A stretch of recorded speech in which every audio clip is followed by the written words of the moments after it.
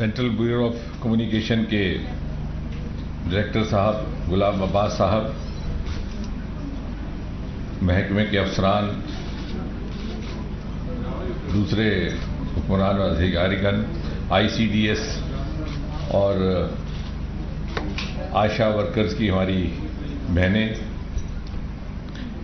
सबसे पहले तो मुझे लगता है कि अब्बास साहब को और उनके सारे साथियों को मुबारकबाद कहना है इस खूबसूरत प्रोग्राम को मुनक्कद करने के लिए। और मुझे लगता है कि कई वर्षों के बाद वादी कश्मीर में इस तरह का पहला प्रोग्राम मुनक्कद किया जा रहा है। अब्बास साहब जब अपनी तकरीर कर रहे थे तो उन्होंने तकरीर का इब्तिदा माफ़ी मांग करके किया, और माफ़ी इसलिए मांगी कि मौसम नासाज होने की वजह से जो उनका नुमाइश यहाँ पर एक लगाने का मंसूबा था उसमें थोड़ा सा खलल पड़ गया। लेकिन यह कह कि मुझे ख्याल आया कि खुदा परवर ने वादी कश्मीर को इतनी कुदरती खूबसूरती और शबाब के साथ नवाजा है कि इसको नुमाइश की कोई ज़रूरत ही नहीं। इस मंजर में बैठे हुए इस तरह का कोई कार्यक्रम, कोई प्रोग्राम मुनक्कद होता है तो उसके ऊपर खुदा की और कुदरत की मेहर है, उसे किसी नुमाइश की ज़रूरत नहीं। दूसरा, अब्बास साहब ने अपनी सादगी जाहिर करते हुए ये भी कहा कि एक कोशिश हमने की है, हालांकि मैं तो कहूंगा कि बड़ी कामयाब कोशिश है। और उन्होंने इसको शायराना अंदाज में इस तरह से बयान किया कि कोशिश कामयाब हो कि ना हो, कि कोशिश कर तो सकते हैं हम। अब मेरे अंदर भी शायरी का तार छिड़ गया, ये वो मर्ज पुराना है, तो मुझे उसके साथ का ये शेर यकायक याद आया कि मंजिल मिले ना मिले इसका गम नहीं, मंजिल की जुस्तजू में मेरा कारवां तो है। तो जब तक मंजिल की जुस्तजू है और उस जुस्तजू में कारवां रवां है, मुझे लगता है कुछ और सोचने की जरूरत नहीं। और ये जो आज का प्रोग्राम है 9 साल मोदी जी के बतौर वजीर आजम मुकम्मल करने को लेकर के, उससे भी ये बात जुड़ती है।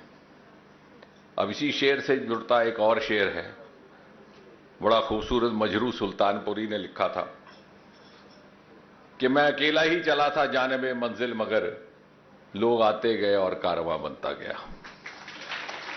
और ये बात पूरी आयद होती है अगर आप थोड़ा सा पीछे घूम कर देखें, 2014 से पहले का हिंदुस्तान का क्या मंजर था।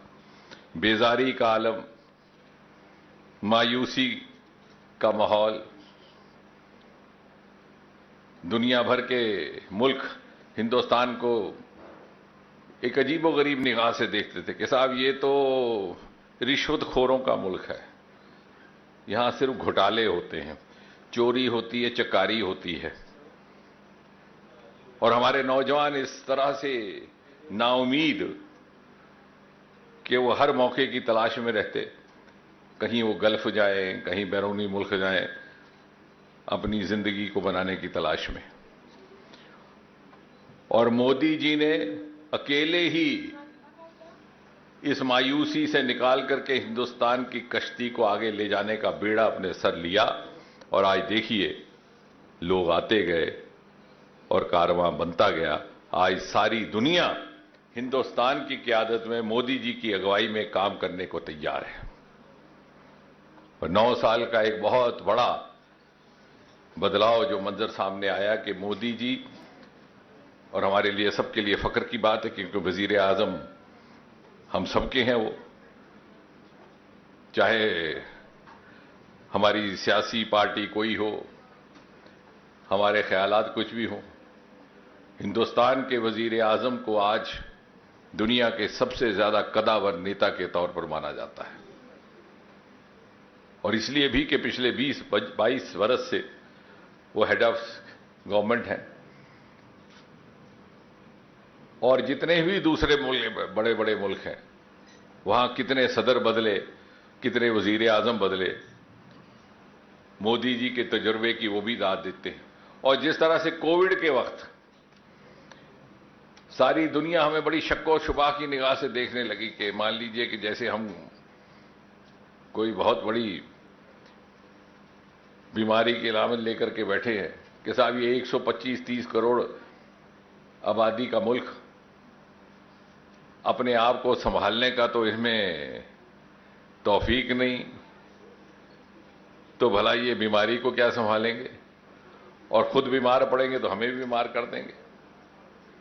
لیکن بعد میں آپ نے دیکھا کیا ہوا, جب ہندوستان نے نہ صرف اپنے آپ کو سنبھالا بلکہ دنیا کا سب سے پہلا کووڈ کا ویکسین ایجاد کر کے دنیا کے دوسرے ملکوں کو تحفے کے طور پر دیا, جبکہ 50-50 لاکھ کی آبادی والے ملک اپنے آپ کو نہ سنبھال پائے.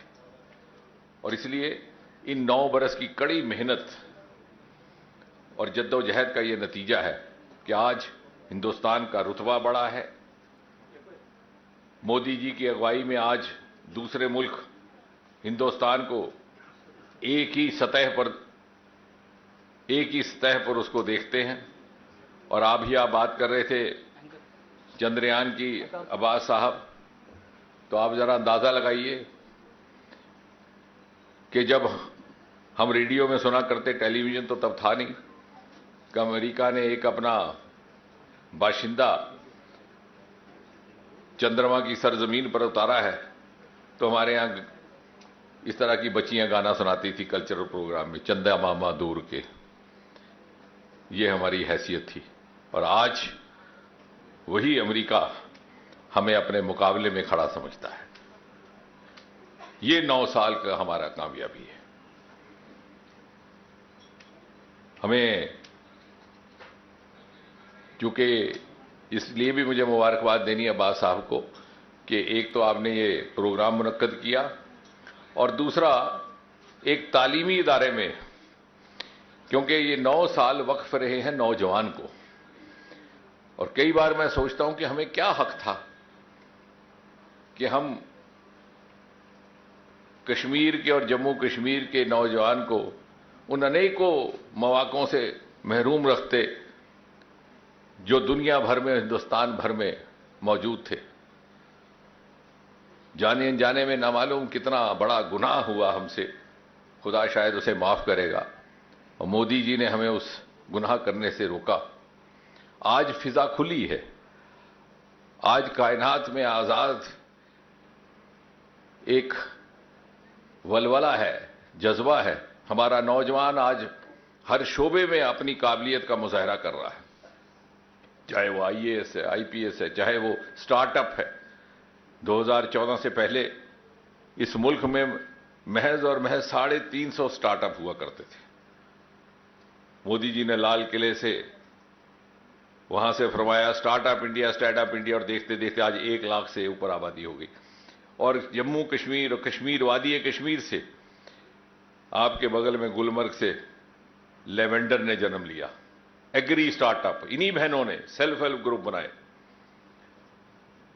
سیب کی پیداوار دگنی کیسے کی جا سکتی ہے, اس کی ٹیکنالوجی یہاں پر مہیا کروائی گئی.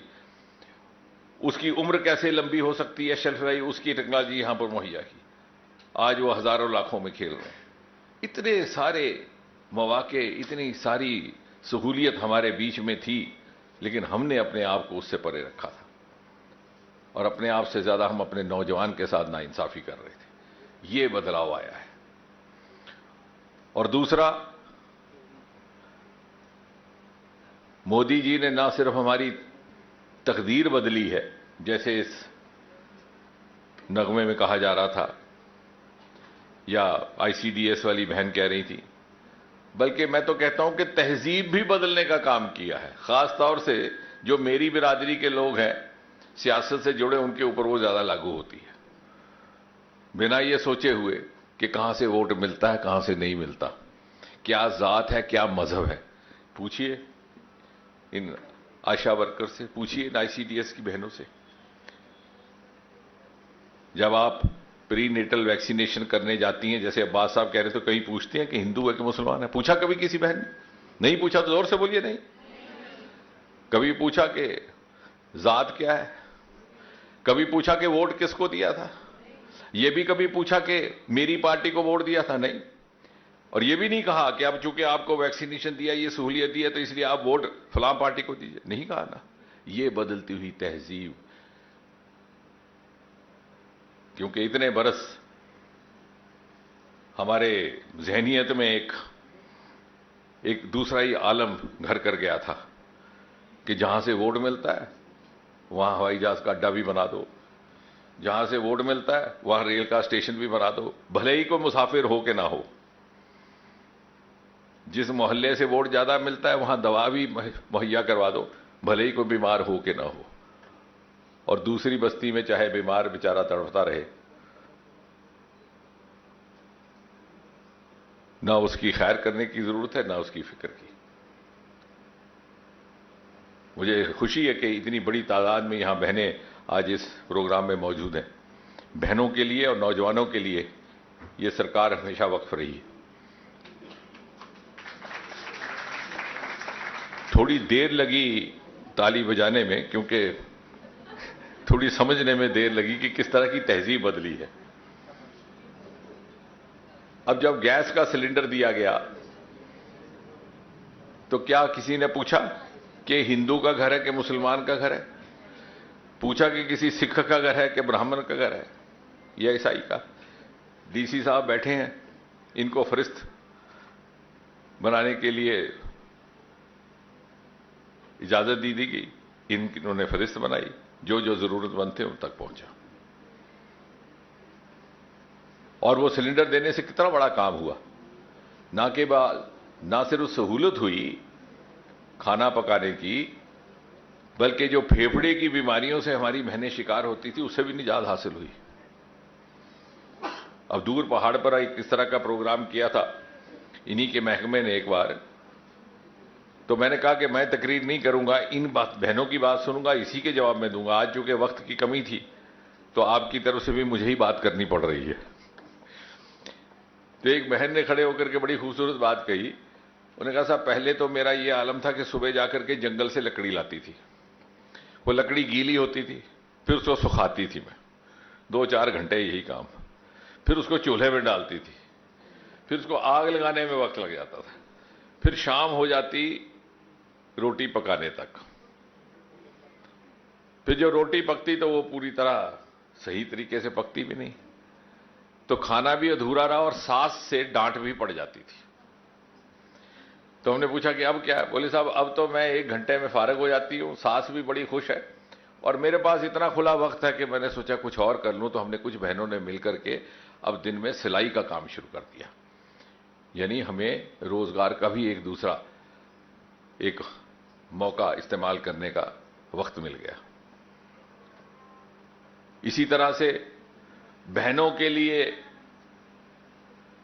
ٹوائلٹ بنانا، اور اس کا نام ٹوائلٹ نہیں رکھا گیا، اس کا نام رکھا گیا عزت گھر. اب آپ لوگ تو خوش قسمت ہیں، وادی میں اس طرح کی غریبی نہیں ہے، لیکن ہم نے وہ دیکھا اپنی آنکھوں سے. ہندوستان میں ایسے ایسے دیہات ہیں جہاں پر کہ بہنیں بیچاری انتظار کرتی ہیں رات کو کہ صبح تڑکے 3-4 بجے سورج کی پہلی کرن نکلنے سے پہلے، چاند کے رخصت ہونے سے پہلے، جب چاند رخصت ہونے والا ہو سورج آنے والا ہو، اس بیچ کی گھڑی میں جا کر کے کھیتوں میں وہ جاتی تھی، کیونکہ پھر مردوں کی آوازائی شروع ہو جاتی تھی، کیونکہ اس کے پاس کوئی اس طرح کی سہولت نہیں تھی. کتنا بڑی ناانصافی تھی اور کتنا بڑا وہ ظلم کرتی تھی اپنے جسم پر، اپنی صحت پر. مودی جی نے جب لال قلعے سے 2014 میں وزیر اعظم بنتے ہی کہا کہ میں چاہوں گا کہ خاتون کے لیے، خواتین کے لیے الگ سے ٹوائلٹ بنے، تو لوگ بڑے چونکے، بولے صاحب یہ کیسا وزیر اعظم ہے، تو بڑی بڑی باتیں کی جاتی ہے بیرونی ممالک کی، یہ کہہ رہا ہے ٹوائلٹ بنانا. دیکھتے ہی دیکھتے 1 سال کے اندر 4 لاکھ ٹوائلٹ بنے. آج ہمیں سمجھ آیا کہ اس بات میں کتنا بڑا فلسفہ تھا، اس بات میں کتنی بڑی سوچ تھی. جب ہم اپنی بہنوں کو، اپنی خواتین کو سہولت نہ دے سکے، عزت نہ دے سکے، ان کی صلاحیت کا پورا استعمال نہ کر سکے، تو بھلے معاشرے کی تقدیر اور اس کی تعمیر کیسے ہو سکتی ہے. اس لیے میں نے کہا کہ 9 سال بہت ساری اسکیمیں تو آئی ہیں، یوجنائیں بھی آئی ہیں، آپ کو اس کا مظاہرہ بھی کریں گے، لیکن یہ جو تہذیب بدلی ہے یہ ایک بہت بڑا بدلاؤ ہے۔ اور اس لیے نوجوانوں کو لے کر کے میں نے کہا کہ اچھا لگا کہ ایک تعلیمی ادارے میں یہ پروگرام منعقد ہوا۔ سرکار بننے کے 3 مہینے کے بعد ستمبر 2014 میں مودی جی کی اور سے، چونکہ وہ میرا ہی محکمہ ہے، ایک فرمان جاری کیا گیا کہ آج کے بعد کسی نوجوان کو اپنے دستاویز، اپنے سرٹیفکیٹ کسی گیزٹڈ افسر سے ٹیسٹ نہیں کروانے پڑیں گے۔ آپ کو کروانے پڑتے تھے نا، بہنوں کو بھی کروانے پڑتے تھے۔ اور میں تو جس گاؤں سے آتا ہوں، جب 8ویں 10ویں جماعت میں پہنچتے تو پہلے پوچھنا پڑتا تھا کہ صاحب یہ گیزٹڈ افسر ہوتا کون ہے، کہاں ملتا ہے؟ دور کئی کوسوں دور کوئی گیزٹڈ افسر ان دنوں نہیں ہوا کرتا۔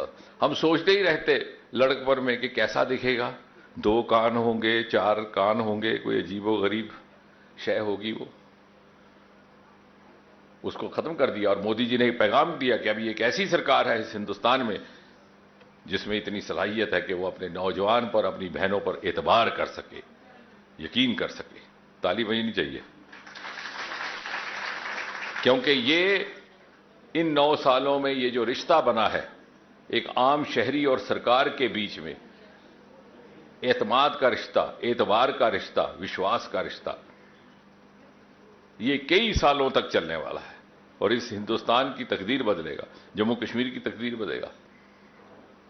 جموں کشمیر کا نوجوان ہمیشہ بہت ذہین رہا ہر شعبے میں، لیکن ہم نے اس کو بندوق کے سائے میں جکڑ کر کے رکھا تھا۔ آج اسے اسی طرح کے مواقع میسر ہیں جو ہندوستان بھر میں دوسرے بچوں کو ہیں، اور اس نے آج یہ ثابت کر دیا کہ اس ملک کے کچھ اور خطوں کی نسبتاً ہمارے یہاں کا نوجوان کسی بھی شعبے میں کام کرتا ہے تو اس میں اتنی صلاحیت ہے کہ وہ اپنا، اپنے معاشرے اور اپنی قوم کا نام روشن کر سکے۔ میں جانتا ہوں دن بھر یہ پروگرام چلے گا، پھر 4 دن چلے گا، الگ الگ اسکیموں کے بارے میں آپ کو جانکاری بھی دی جائے گی۔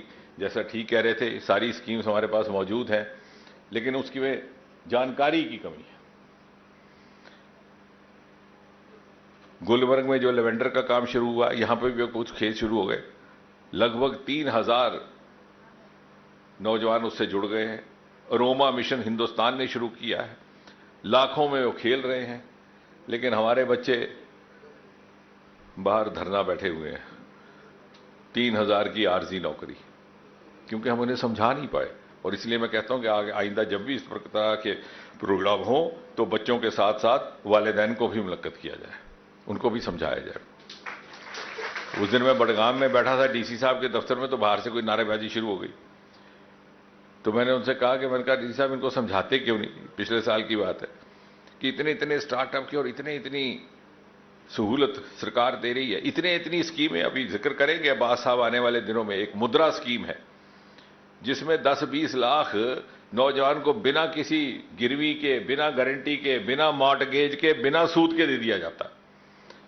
اور میں اس دن کہہ رہا تھا کہ یہ اسکیم اس طرح کی ہے جیسے کہ والدین اپنے زندگی بھر کی پونجی کو اکٹھا کر کے پھر جب بچہ نوجوان بڑا ہو جاتا ہے، جوان ہو جاتا ہے، اس کو دیتے ہیں، بیٹے یہ میری ساری عمر کی کمائی ہے، میں نے تیرے لیے رکھی، تم اپنا کام دھندا شروع کر، مجھے اس کے بدلے کچھ نہیں لینا۔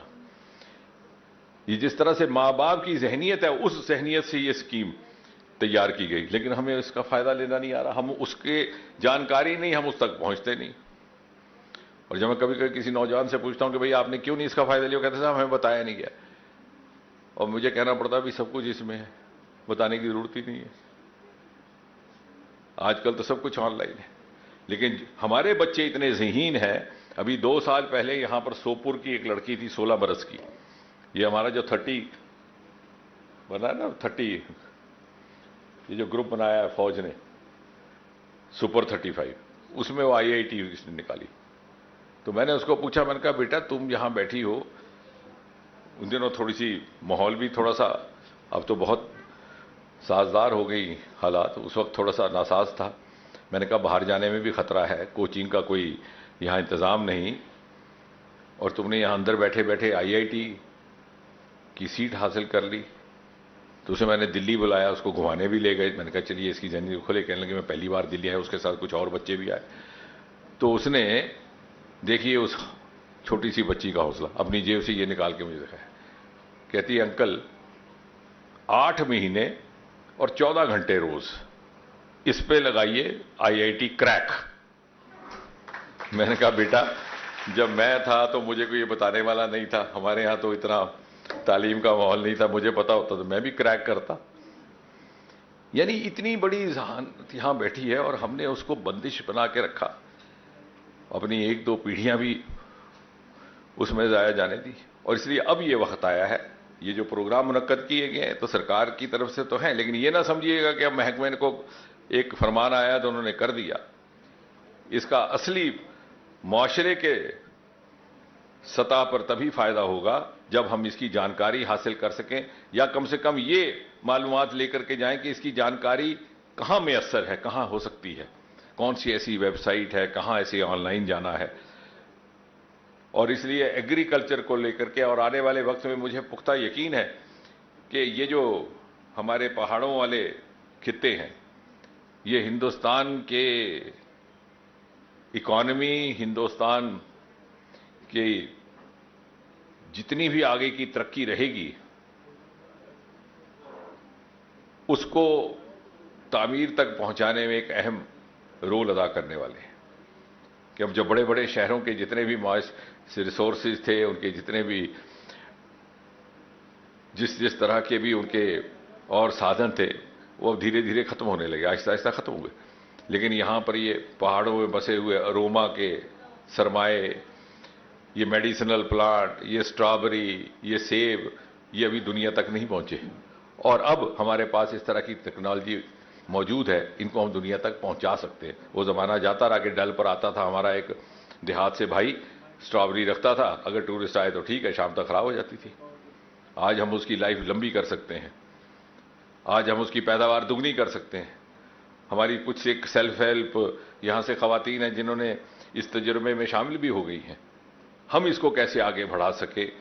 صحیح معنی میں اگر مودی جی کے 9 سال ہم نے منانے ہیں اور مودی جی کو دل کی گہرائیوں سے ان کو شکریہ بھی کرنا ہے, اپنی عقیدت بھی ظاہر کرنی ہے, تو مجھے لگتا ہے کہ یہی طریقہ ہے کہ مودی جی نے دل سے ایک تپسیا کر کے جو ہمارے لیے منصوبے تعمیر کیے ہیں ان کا ہم پوری طرح سے بھرپور فائدہ لے سکے, اپنے لیے نہ صحیح کم سے کم اپنی اولاد کے لیے, اپنی اگلی پیڑھی کے لیے, اپنی آنے والی نسلوں کے لیے.